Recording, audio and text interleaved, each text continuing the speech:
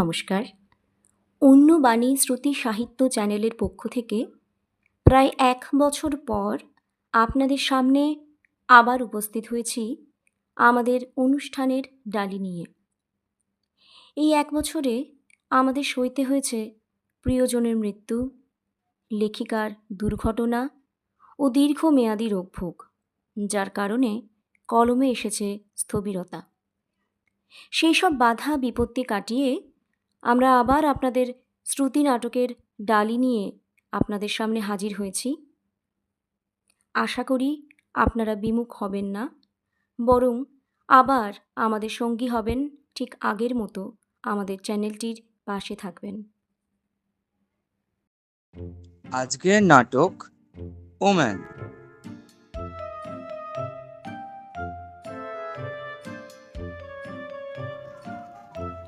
আরে সুন্দর না? কতদিন পর দেখলাম তোকে। কি করছিস তুই?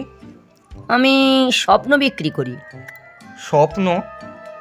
স্বপ্ন আবার বিক্রি করা যায় নাকি? কি যে বলিস! সত্যি বলছি তোকে, আজ 10 বছর ধরে ওই যে বটতলা, ওর তলায় বসে স্বপ্ন বিক্রি করি। বটতলায় স্বপ্ন? খুলে বল দেখি। হ্যাঁ রে ভাই, স্বপ্ন মানে লটারির টিকিট। ওই স্বপ্ন বিক্রি ফাঁদে পড়ে আমার আর স্বপ্নটা পূরণ হলো না। বিচিত্র, তুই কি করছিস ভাই? আমি মস্তানি করি ভাই। মোস্তানি? সে আবার কি কথা? তুই অত লেখাপড়া শিখে চাকরি পাসনি? চাকরি পেয়েছিলাম ভাই, এক নামকরা লিডারের ড্রাইভারি করা। তারপর এই মাচো ফিগার দেখে তিনি গাড়ি ছাড়িয়ে বন্দুক ধরিয়ে দিলেন। কি বলছিস? তুই মানুষ মেরে বেড়াস নাকি? দূর, গাড়িটা সত্যি ছিল, পিস্তলটা আসল নয়, ওটা টয় পিস্তল। আমি পিস্তল ছুঁড়ি না, আমি কেবল পিস্তল নাচাই। বেশিরভাগ লোকে ভয়েতেই প্যান্টে করে ফেলে। আমার তো প্রথম দিন যা পা আর বুক কাঁপছিল, কী যে বলবো ভাই। শেষ পর্যন্ত পায়ে আধ ঘন্টা আর বুকে 1 ঘন্টা ইঁট চাপিয়ে রেখে তবেই বাঁচি। বলিস কি? তোর এত পেটাই চেহারা আর বুকে এত ভয়? তা মন্ত্রী জানেন তো তোর কাছে টয় পিস্তল? জানেন না মানে? উনিই তো এই বুদ্ধিটা দিলেন। কি বলছিস ভাই? মন্ত্রী যদি বিপদে পড়েন? বিপদে পড়লে ক্যারেটে চালাবো, তাতেই তো সকলে উপকার। তাছাড়া দাদা বলেছে, ভাগ্যে লেখা থাকলে মৃত্যুকে কে ঠেকায়। কিন্তু জনসেবক হয়ে তো আর গুলিগোলা ছুটতে পারবো না। তা বটে। তা বউ রমা কেমন আছে? ছেলে মেয়ে কটি? মস্তানের বউ মস্তানিতে সিদ্ধহস্ত। সে সত্যিকারের পিস্তল রেখেছে একটা, যাকে ছেলেকে কেউ স্কুল থেকে তুলতে না পারে। আরে ক্যারাতে তো ওই শেখালো আমাকে। বলিস কি? তা কত রোজগার হয় তোদের? আমি বাবা অত গুনি না, তবে 50 তো হবেই। এত? কত মাইনে? দূর, মাইনে তো 20,000, বাকিটা দাদার পকেট ছেড়ে আর বৌদির ফাইফরমাস খেটে পাই। হাইপারমান মানে? সেসব বিচিত্র ব্যাপার। দাদা যখনই বিদেশ যায়, বৌদি তখনই বাপের বাড়ি যায়। কেন বাপের বাড়ি তখন কেন যায়? আরে বৌদির ঠাকুরদা ছিল স্বাধীনতা সংগ্রামী। তারা দাদার মতন পার্টির লোকেদের সঙ্গে একেবারে সম্পর্ক রাখতে চায় না। দাদাও তাই বৌদিকে বাপের বাড়ি যেতে দেয় না। তা দাদা এত বড় লিডার, দাদার ইনফরমার নেই? একবার তো এই নিয়ে খুব অশান্তি হলো।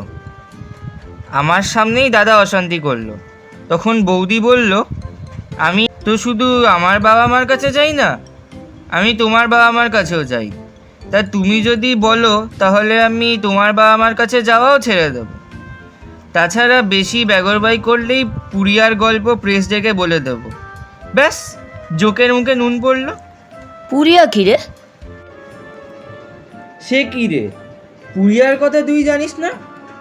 পুরিয়া হলো সাদা গুঁড়ো, বেশি খায় না, এই সপ্তাহে 1 দিন। বৌদি তো দাদার আরও অনেক কিছু জানে না। এই যে ধরো বাইরে যাবে, সবই তো পরের পয়সায়।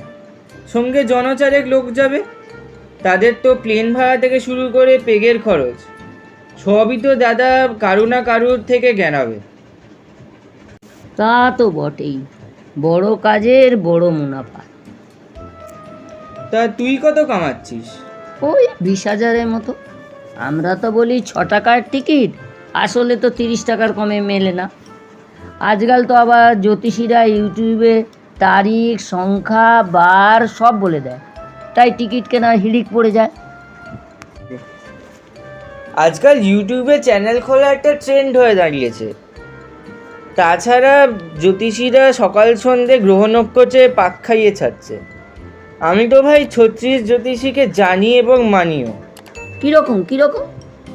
ধর সকালে এ জ্যোতিষী বলল আপনার রাশিতে শনি ঢুকে পড়েছে, ক্ষয়ক্ষতির আশঙ্কা। আর বিকেলেই বি জ্যোতিষী বলল আপনার সাড়ে সারি থেকে শুভই হবে। আর রাতে সি জ্যোতিষী বলল শিগগিরই চ্যানেলটাকে সাবস্ক্রাইব করুন, না হলে আপনাকে প্রেতে ছেঁকে ধরবে। আর দেখেছিস ইউটিউবে সব দেবতাদের মন্ত্র দেয়। সোমবার শিব, মঙ্গলবার হনুমানজি, বুধবার গণেশজি, বৃহস্পতিবার কুবের মা লক্ষ্মী, শুক্রবার শুক্র, শনিবার বারের ঠাকুর বা শনি ঠাকুর, আর রবিবার সূর্যদেব। হ্যাঁ, তা দেখিনি আবার।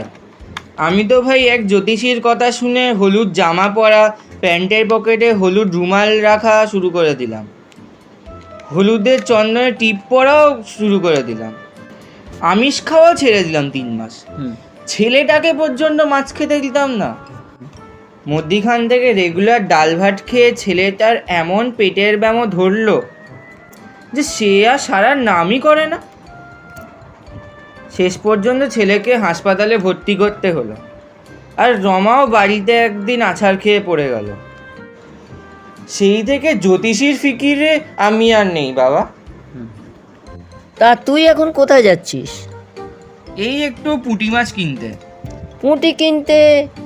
এখানে তোদের বাজারে পুঁটি নেই? তা পুঁটিই বা কেন? আর বলিস না ভাই, একটা ম্যাগাজিনে বেরিয়েছে পুঁটির নাকি পুষ্টিগুণ অনেক বেশি। আমার বউ আবার সেই ম্যাগাজিনটার কথা ভগবানের কথার মতন মেনে চলে।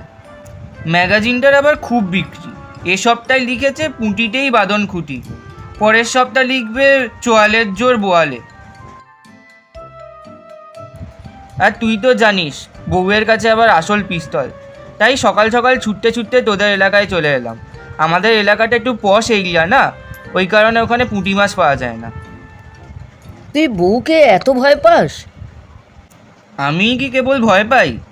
দাদার কথা একবার ভাব খালি। আমাকে বলছে যে পরের মাস থেকে ড্রাইভারির কাজে ফিরে যেতে হবে। বউই নাকি এবার দাদার বডিগার্ড হবে। তাহলে তোর তো ডিগ্রেডেশন হয়ে যাবে। সে তো হেল্পিং হ্যান্ড থেকে শুরু করে ছেলে পর্যন্ত কেউই আমাকে মানে না। তা কি করবো বল, কাজ তো কাজই। দাদা বৌদি আবার আমাকে ছাড়া কিছুই বোঝেন না, তাই আমি আর অন্য কাজও নিতে পারছি না। না বাবা, আমার বউ ছেলে আমাকে খুব ভয় করে। ওই যা, তোর সঙ্গে কথা বলতে গিয়ে বড় দেরি হয়ে গেল। হ্যালো। ও আচ্ছা আচ্ছা, কিচ্ছু ভেবো না। হ্যাঁ, লোক আসেনি? আচ্ছা, আমি এখন গিয়ে বাসন মেজে কাপড় কেচে রান্না চাপিয়ে দিচ্ছি, তুমি কোনো চিন্তা করো না। কি ব্যাপার, বাসন মাজা টাজা রান্না? কি বলবো ভাই, তোর বউ মাসলম্যান, আমার বউ ভক্ত উম্যান। তার সকাল থেকেই 33 কোটি দেবতার ধ্যান। তার ফলে পায়ে বাত, রক্তে কোলেস্টেরল, হার্টের ব্যামো, সুগার, প্রেশার, এইসব আর কি রোজই করতে হয় রে ভাই। তা না হলে বউয়ের ভাই শালা এসে কান মোলা দেবে। বলিস কি রে? ঠিকই বলেছি ভাই, বড় দেরি হয়ে গেল রে।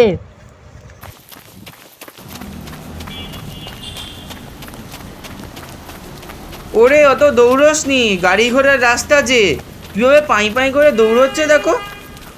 বাবা, muscle woman are spiritual woman দুজনেই সমান।